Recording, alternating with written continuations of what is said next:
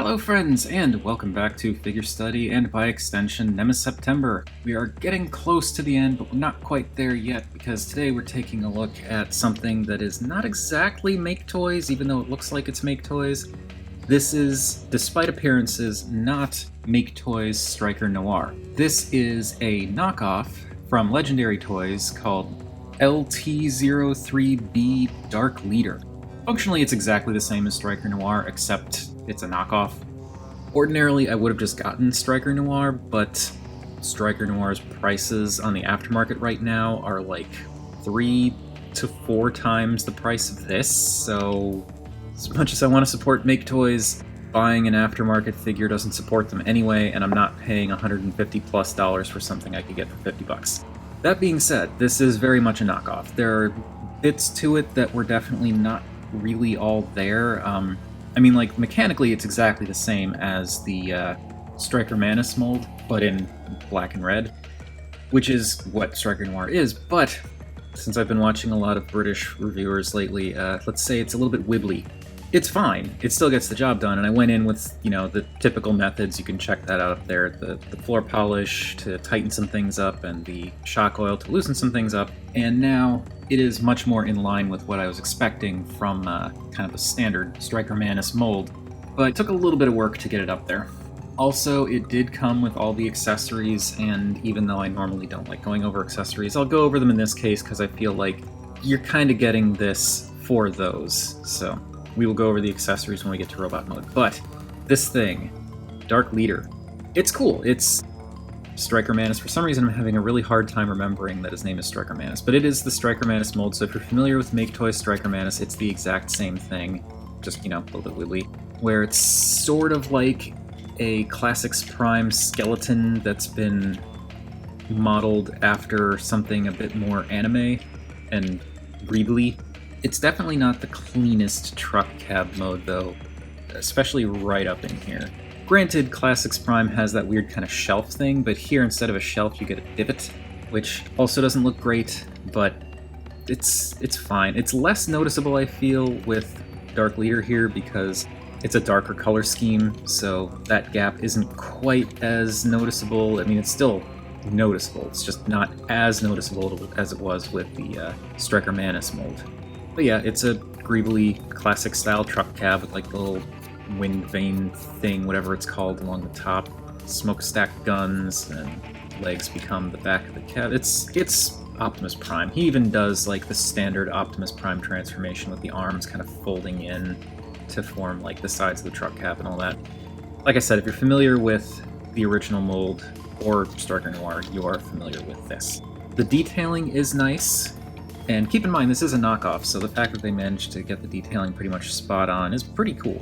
I feel like I definitely got my money's worth, but yeah, you've got some nice silver and red in there. I love the blood red that they did for the windows here, and I like that, unlike other versions of Nemesis Prime that we've seen both third-party and not, the side windows are not painted to try and match the translucent plastic on the front.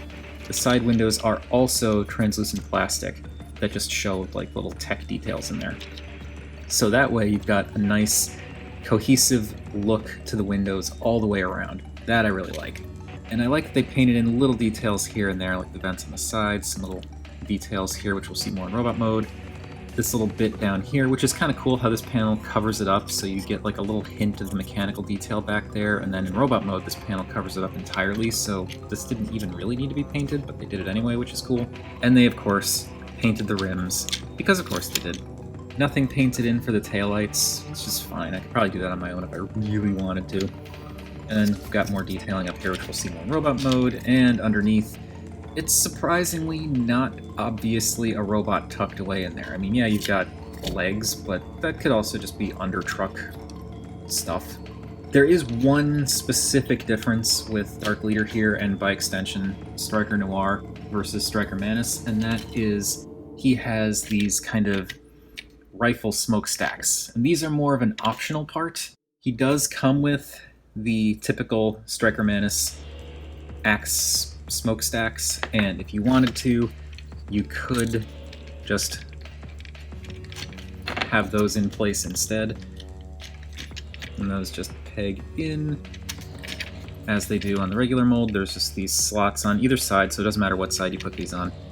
And they peg in like that. And there he has the silver smokestacks, and it's fine. I don't mind it. The extra bit of color is nice. I like that these are molded in red translucent plastic because, you know, he's the evil guy, so make it red. But just to differentiate him a bit more, I prefer to use these because it makes him feel a bit more like a different character, and, you know, the darker smokestacks that are also guns just kind of feel, I guess, a little bit more sinister. And these are a similar thing where you've got slots on either side, and you peg them in, and you want to peg them in with these bits going in towards the middle like this, and they kind of form a V going in the back there. But yeah, that's pretty much all I can say about the truck cab mode, because, you know, it's just another Optimus Prime-y truck cab. Nothing particularly special or notable about it, other than the fact that it's kind of messy looking, but in an interesting way. So let's just move right on to comparisons. Here he is with the deluxe crew, and once upon a time I would have said he's maybe Voyager size, but he's definitely bigger than what has been passing as Voyager these days. And here he is, actually aesthetically kind of working with the duck tank, by which I basically mean they both have kind of messy surface texture, so it kind of works. Alright, let's turn this guy into a robot, and this transformation, as I said, exactly the same as Striker Manus, so if you're familiar with Striker Manus, this will not be a surprise to you.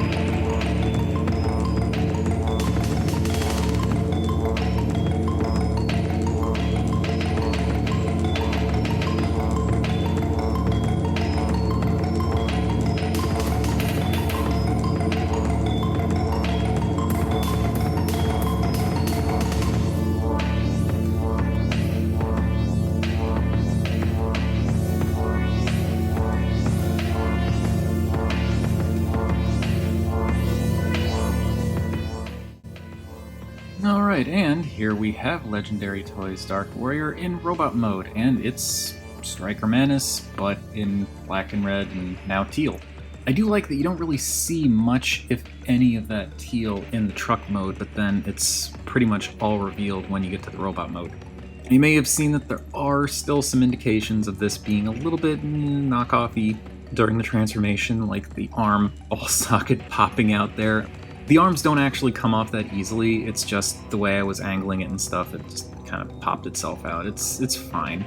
It's not an issue that I've really had to deal with that often with this guy. Really the only thing is his knees are a little bit, could be better. But that might be a simple matter of tightening these screws. Actually, let's see if I know what I'm talking about here. So let's tighten that, and... Nope. Oh, because it's that hinge that's moving, not the upper hinge. Now, still nothing, a little bit of floor polish can't fix. But anyway, yeah, I really always liked the Striker Manus mold. The truck mode is not the strongest by any means. It's definitely a little bit messy, like I said, but the robot mode looks fantastic, and it is so nicely posable. I was missing Striker Manus for a while because I've had Ryder Despotron this entire time, which you can check out the video for Despotron up there. I've had him for a really long time, and he's fantastic, and I never ever want to get rid of him, but I kind of missed having an Optimus Prime to go with the Megatron, and so I got Striker Manus, and then after a bit was kind of like, you know what, I want to do the Nemesis Prime version instead, so I picked this guy up, and yeah, I really, really like this, and I feel like the harsher angles and more kind of anime robot aesthetic works better for a Nemesis Prime because it still has those typical Optimus Prime features, but because this mold just by its design looks meaner, I feel like it works better as a Nemesis than typical Optimus Prime because, it looks mean. This looks like an Optimus Prime with a different color scheme that will mess you up. Going in to look at those details, there are some, I can't remember if Stryker Manus did this where the shins were just the plastic or if they were actually painted. I feel like they were painted, but here, having them as the gray, I think it's okay. It would be nice if it was painted, but it's fine, because there's still plenty of paint elsewhere, like the teal in the knees that's been revealed, and all the stuff going on in the midsection here. Silver and teal in the forearms, and then, of course, that detail that we saw a little bit of in truck mode is now on his shoulders. I also like how the sides of the truck cab that fold down to make the arm plates, very reminiscent of Classics Prime, only way less messy. They have completely different detailing on the inside, which is now the outside of the forearm, to kind of further mask what they were.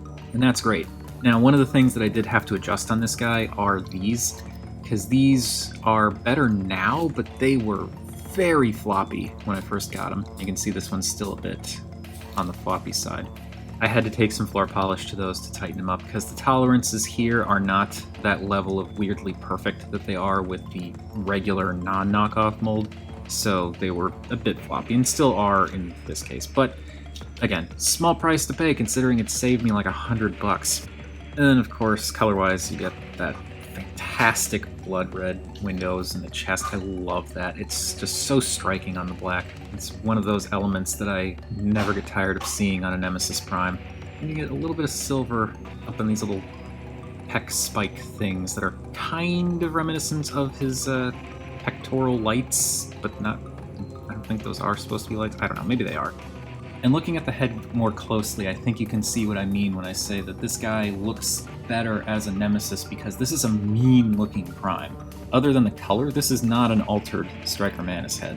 It's just got so many sharp angles and these multiple fins, all the stuff going on around the mouth plate. The mouth plate itself has like sort of multiple levels to it in a way.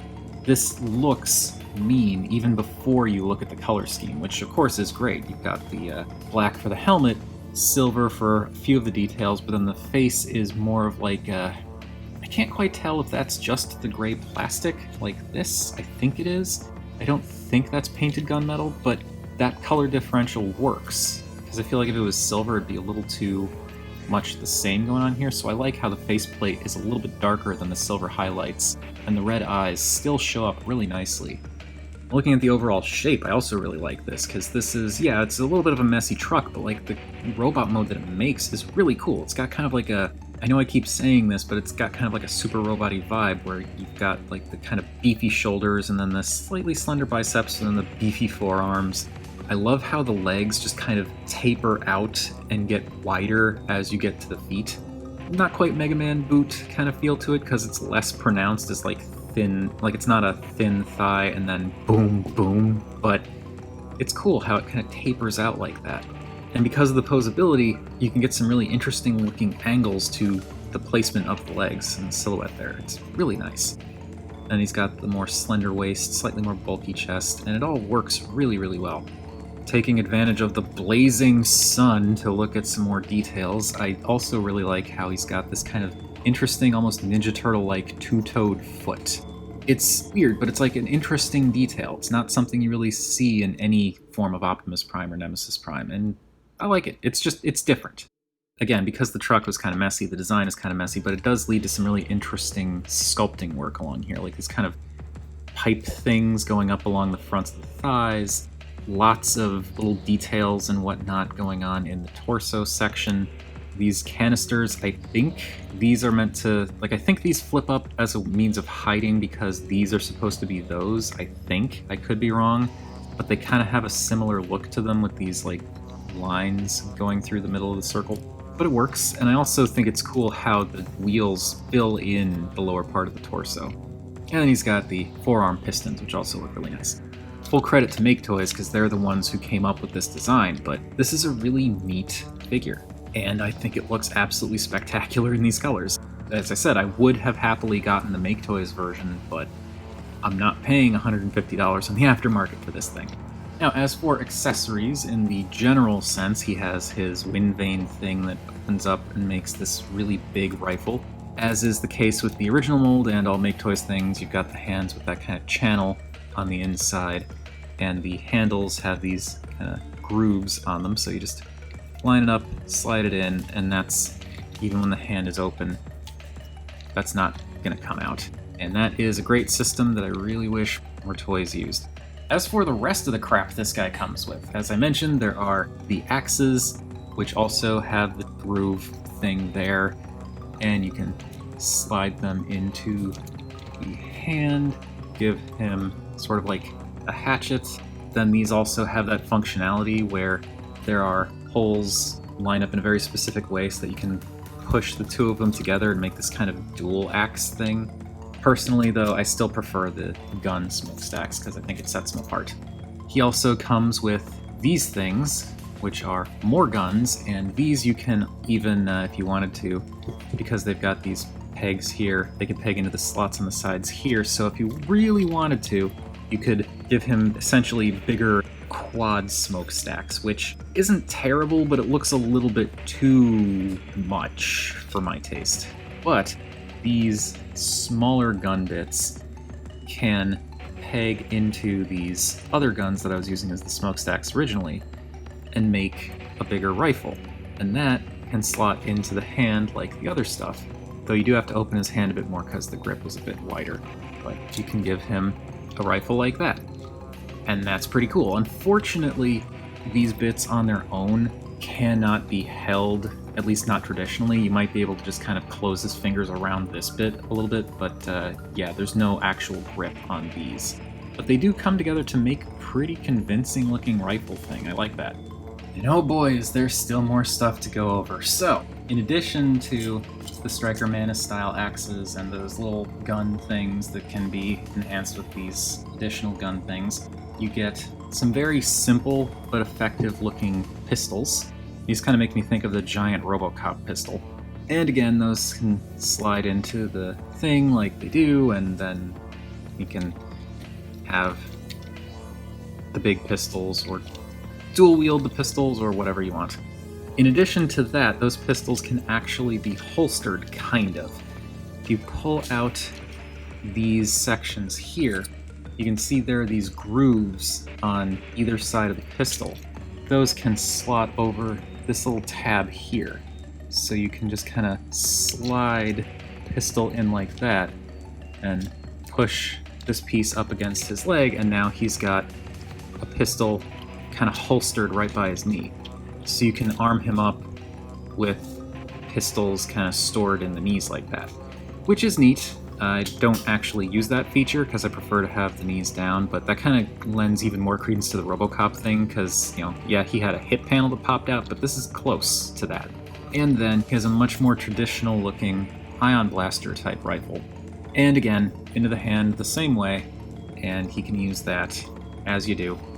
We're getting close to the end. Okay. He also has this thing and this thing, which you can... Okay, so this comes off, and you slide this effect into here, which I'm not going to force because that is extremely tight, but push that in there, and you can give him like a big beam sword thing, which I am not a fan of in the slightest. This thing, what you can do is, this is actually meant for Rider Despotron, where you can take his fusion cannon and... did I put this in backwards? You can take Rider Despotron's fusion cannon and slide it over here and basically turn it into a giant pistol thing, which is silly, but it's a thing you can do, and I'll show that off in a minute. Then there's this thing, which is meant to be like a polearm effect, and you can plug in one of these and have like a polearm thing going. There are these swords that I will show off again later that can be plugged in there to make like a giant halberd looking thing, and that's that.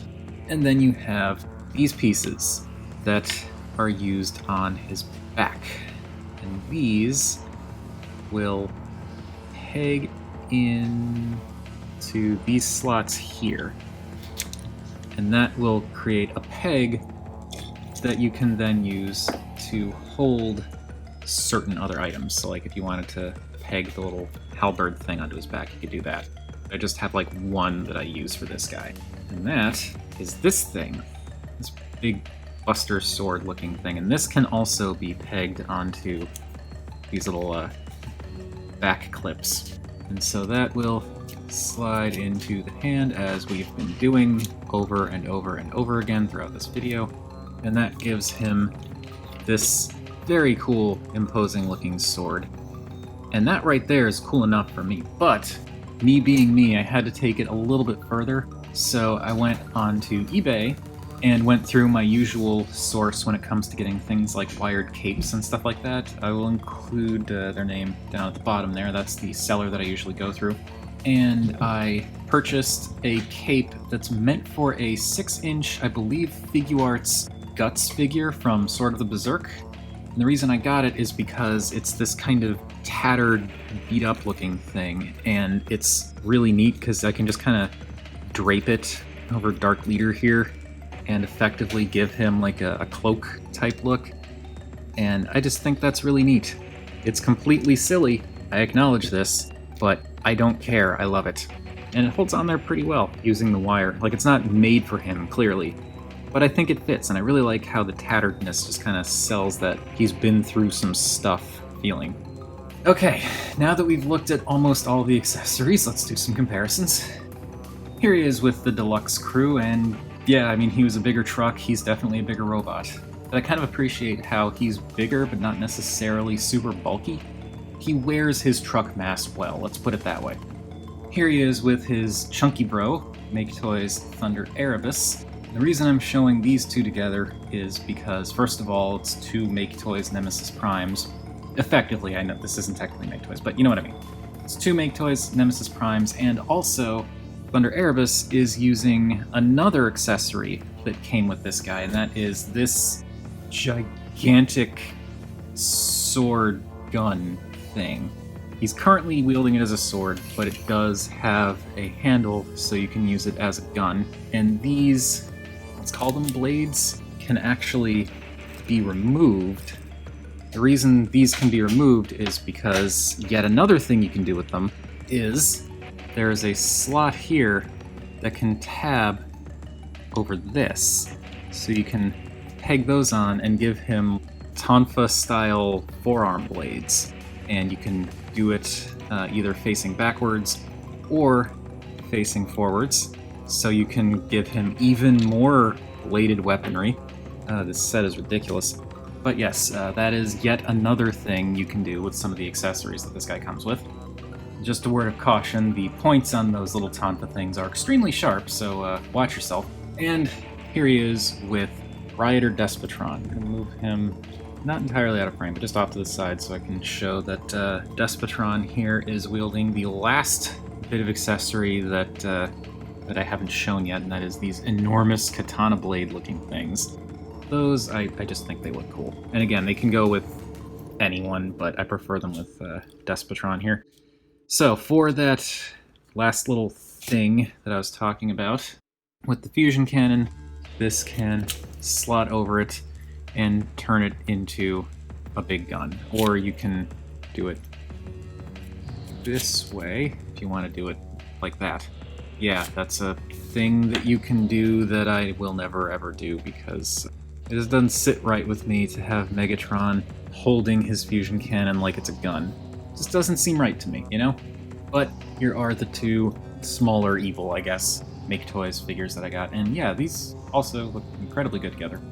And at long last, we have come to the duck tank. Okay, this has been quite the ordeal because of all those accessories, and originally I wasn't even going to go over any of them, but I thought, you know what, I may as well.